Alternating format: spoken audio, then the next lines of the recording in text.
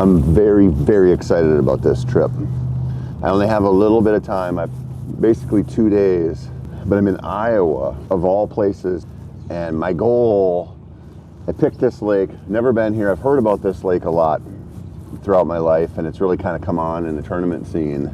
My goal coming here was to try to catch a really big largemouth.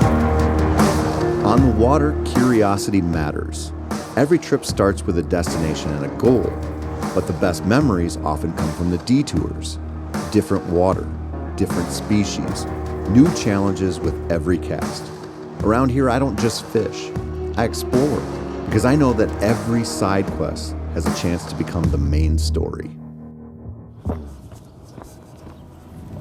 So this is my first morning out on this really cool lake in Iowa that's known for trophy bass. My challenge that I've given myself on this one is go catch fish over 20 inches. Big pre-spawn, 20-inch plus largemouth. There are smallmouth in here.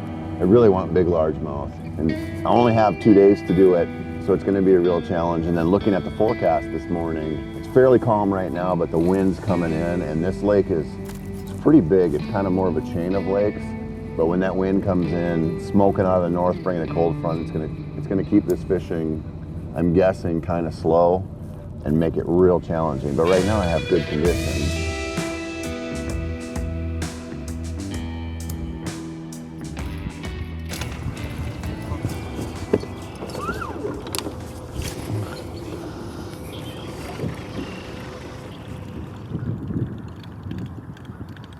Fish.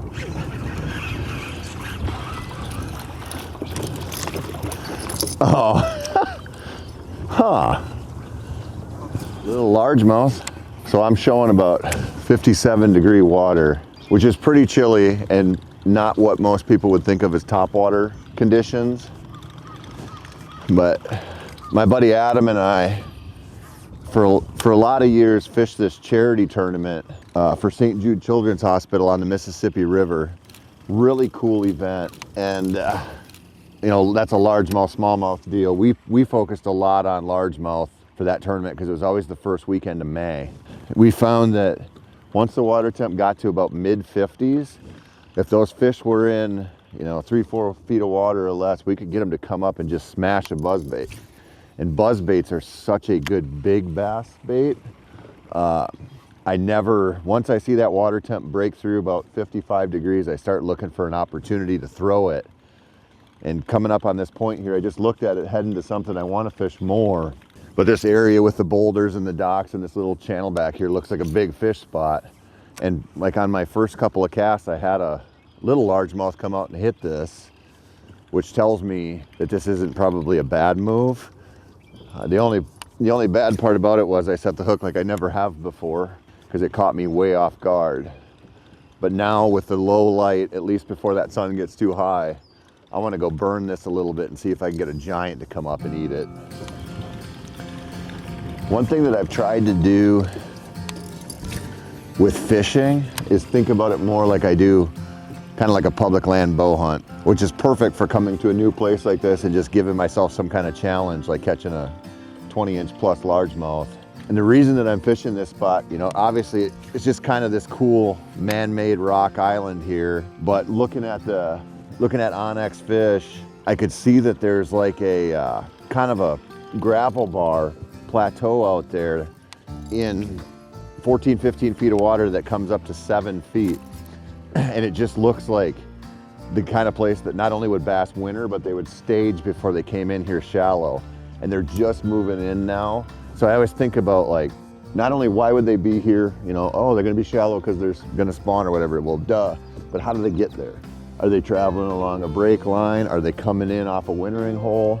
And so anytime, you know, it's just like, if you have a place to hunt deer and you're like, oh, the oak trees are dropping and there's a little pond. You're like, well, I have two really good things working for me. And in fishing, a lot of people don't really seem to think about it, like try to make those connections. Like, why would they be there at that time, at that part of the season?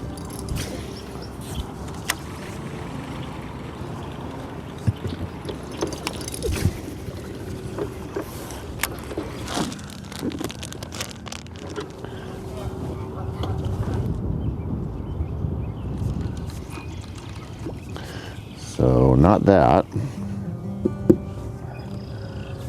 It's challenging. I'd like to be sight fishing right now. This wind is just tough. And even when I pull down and I can see these fish, I can see them kind of getting worked up and a little pissed off, but they just won't eat it. And at one point I've got 3 pretty decent bass sitting there looking at it. Nah, no way. Over and over and over again. It's gonna give me a complex here soon. I'm gonna have to move on from these fish.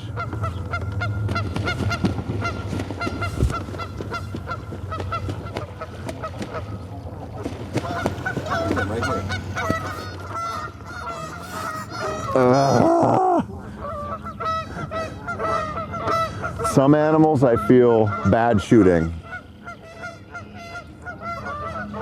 but geese, when I shoot a goose and that sucker falls out of the sky and hits the water, hits the ground, I'm always like, yes. That was wild. That was a wild goose fight. It's crazy how often when you're outdoors hunting or fishing, you can talk yourself in, like you're like, okay, this weather is exactly what I would want for the spring. Gonna be pushing 60, 65 today, sun's out, everybody's moving shallow, and I'm just like, they should just be eating. It's like when you go out November 2nd and you sit in your stand and you're like, it's just a matter of time, and then you blank. You're like, why not? Like, where are they? Right now, that answer to that for me is that these fish are just crazy, like negative mood right now. I can go up and see bass everywhere I go shallow, and I can't get them to eat, you know? Subtle presentations, drop shots, stuff that, you know, a 12-inch bass in 2 feet of water should just gobble up. So I'm gonna change my program a little bit here. I'm gonna go fish this more stained water over here where they should be moving into spawn. They should be there already, and just see if I can get something going.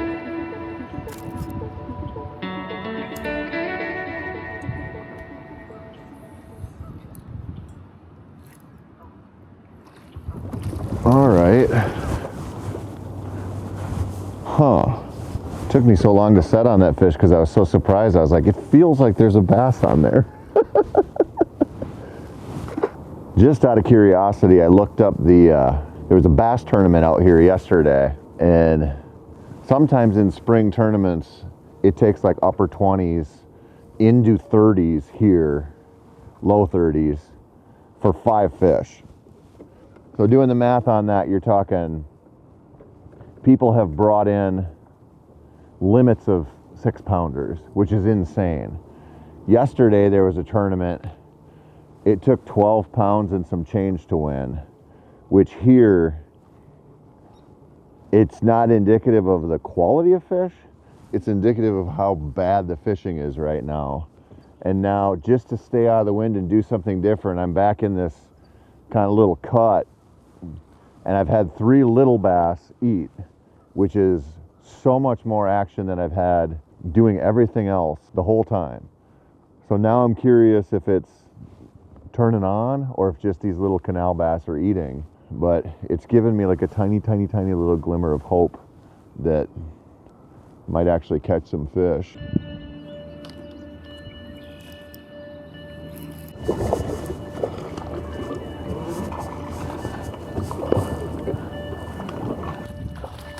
Okay. He's not quite 20 inches yet. I think he could have weighed him in a tournament. I don't know if he'd want to.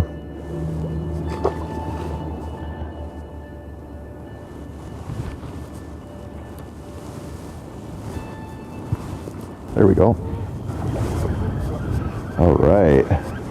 Huh. Buzzbait fish. They're getting a little bit bigger. Well, that is interesting. Everything about this is just like the vibes are just not top water, but this setup feels to me like where I grew up fishing on the Mississippi. You fish cattails, bulrushes, and that water temp hits mid 50s, upper 50s. and they'll come up and eat a clacker. And I like these buzzbaits that actually have a clacker on there as opposed to just the prop. You can fish them a lot slower and they make a lot more noise. And that is interesting to me because this is a big fish bait, and that's the first even remotely okay sized bass I've caught.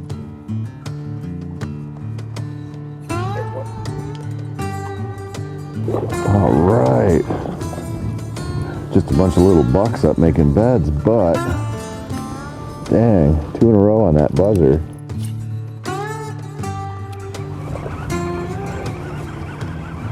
Little guy.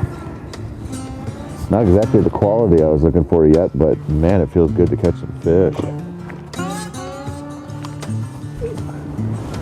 When I see something like that, little fairy doors and gnome houses and shit all over in here, I'm always like, that was probably Kenyon's path if he didn't run into whitetail deer. If there were no deer, that would be Mark's hobby. It's always amazing to me how it can just be terrible, you know? I couldn't catch a bass, and then it got a lot colder, and then all of a sudden there's this feeding window opens up, and suddenly I catch 9 bass, and they're all babies, but it's like I couldn't catch any of the fish I could see, and I've seen a lot of bass on this trip. And so it's always cool to me just to see that like little, you got a couple hours, make the most of it, and then it's gonna be dead. And that's what I hit. But I'm hoping tomorrow that extends when the water temperature comes up a little bit. But right now I'm gonna call it because I am cold and I have thrown this thing 50,000 casts today and I'm ready to warm up a little bit. But it gives me a tiny bit of hope that tomorrow those big females will start eating. I'm pretty curious to see if they do. I cannot even describe how good it feels out here to not hear that wind just whipping across the sky. This canal system, I'm such an idiot. I have this trick I do when I hunt out west a lot of times, like if I'm hunting mule deer, antelope, super early season velvet whitetails, I'll pull up on X and I'll toggle between the topo layer that shows elevation changes, but it also shows water sources. Like it's kind of like a cartoony looking thing. It's not an actual image. And you can see water really easy. So I can pick out ponds, I can pick out little streams, whatever, and plan a lot of my hunts around water. Well, I kind of accidentally did this on Onyx fish. And if you look at these canals in satellite imagery, the default image that comes up is like a summer image. And so a lot of this stuff back here that I was catching bass in last night, it looks like ground. I didn't even know there was water back there, but I flipped those layers over looking for something else. I was actually looking for a bait shop to get crappie minnows. I saw that the canals go way back in here. I'm staying on one and didn't even do the research to see that, but those 9 fish that I caught last night were all because of that little accident when I was looking through the fish app. Instead of fishing these canals right away, which is what I want to do,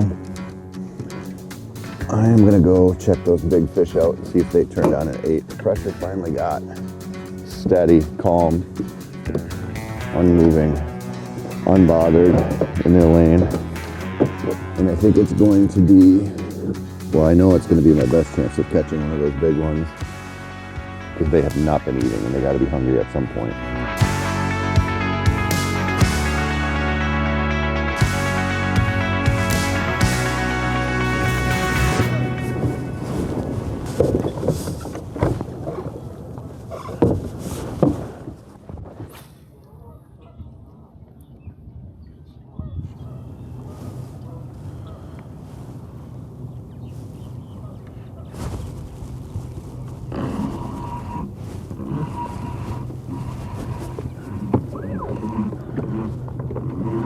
That was incredible.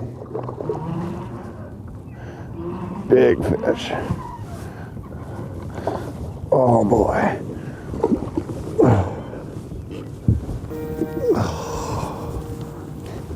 My first, nice bass, not a giant, but really nice. First cast this morning. That fish was hanging on there forever. And I was like, there's no way. Solid fish though. Super cool.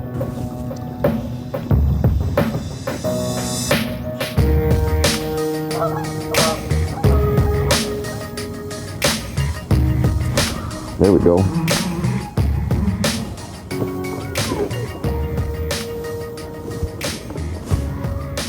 Not as big as the last one, but man, that felt good.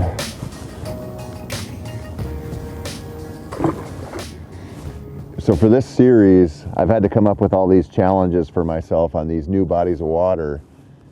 And this one, I'm like, I want a 20-inch plus largemouth because that's going to be a good one. And I always kind of think of things in terms of like deer hunting. And, you know, down here, the reputation is these bass are huge, tons of them, which isn't totally untrue, but catching them has been a real challenge. And I think about it like in terms of deer, people will be like, oh, a little 120 or, you know, a young 130. And then you think about a deer that size and you're like, that is a great deer. Like most people would be not only, I mean, is it safety off, is it bow drawn when that deer comes in? But if they actually do kill it, that sucker's going to the taxidermist. And we have this sort of skewed sense of trophy in a lot of this stuff where it's really easy to talk about certain size animals or fish, you know, when you're sitting on your couch and you don't have to prove it. And then getting out there and actually doing it's a different thing. And I'm feeling that right now. I would have thought, I actually didn't think this was going to be that hard at all. I thought I would come in here this time of year, all these fish would be shallow and I'd be catching 5-pounders like it was my job.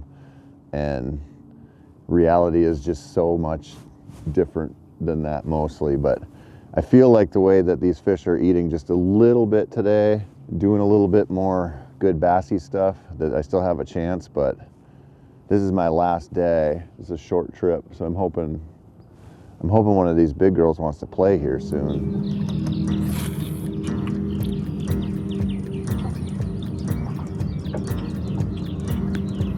There's one, big one.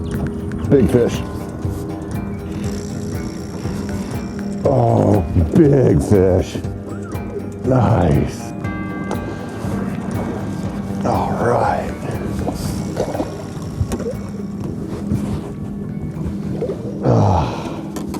Well, long fish. That was so satisfying. We saw this fish swimming around under that boat on the way out and left him. Came back and he just ate. I'm curious, this is a long, skinny fish. If you're wondering why I don't have a bump board in here and I'm using a Ace Hardware tape measure, it's because either my kids or my nephews, so that's 18. So that's a nice fish, but I'm looking for a little bigger. Nice. Oh, that feels good. I just saw some crappies bedded up a little out here, a little farther. There's crappies in shallow, but then there's these crappies that I could see a little bit deeper out here. They look pretty nice. And so I'm gonna just rig up. I got some crawlers in here. I don't have any minnows, which is unfortunate. And it pains me a little bit to do this right now when I know there's lots of bass to be caught. But at the same time, I wanna have some fun. I have all day, and I can let this water temperature warm up a little bit and I can mess with these crappies and just see if I can catch some 11, 12 inchers. I might throw them in the well and knife them for my buddies.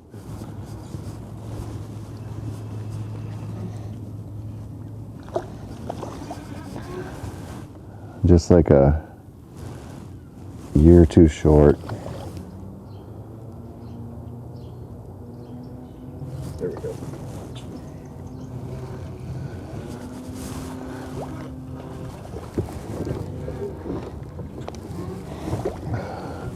That's a dark one. God, they're so close.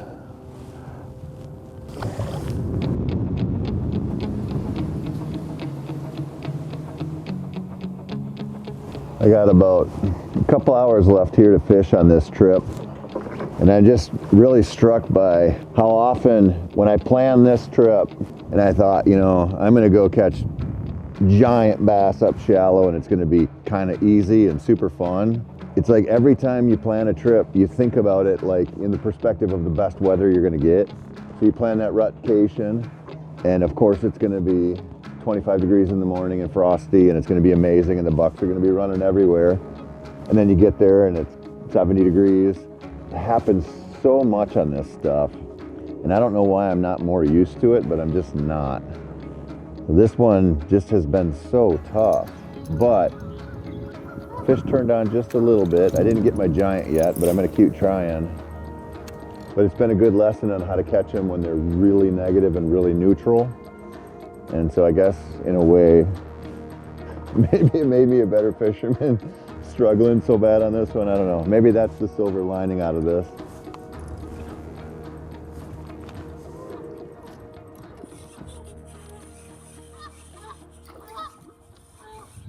God, that was classic.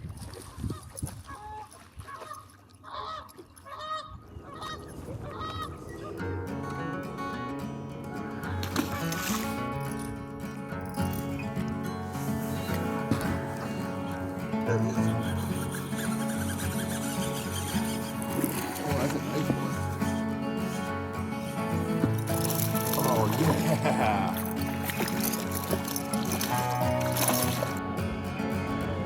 Better fish anyway.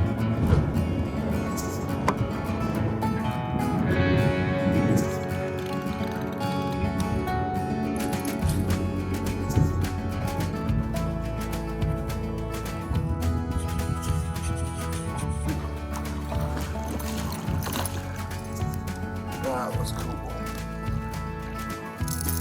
That's a nice fish. Way under that bridge on that clacker. He's getting ready to spawn. So cool. I am about, I hate to even say this, but I'm about fished out. I'm cold and I got a long drive to go home. I didn't quite get my challenge completed. That bothers me a little bit. Fell a couple inches short, but that's okay. This lake is really cool, and I really kind of want to come back at some point. So I think it's okay that I didn't get my 20-incher. A good reason to come back, but I feel pretty good about how it went. I don't really have anything else to say about that. I came in thinking it was going to be really easy, and it was really hard, and then it got a little less hard, and that makes me feel pretty good. I'm going to fish this canal out. I'm going to load up. I'm going to hit the road.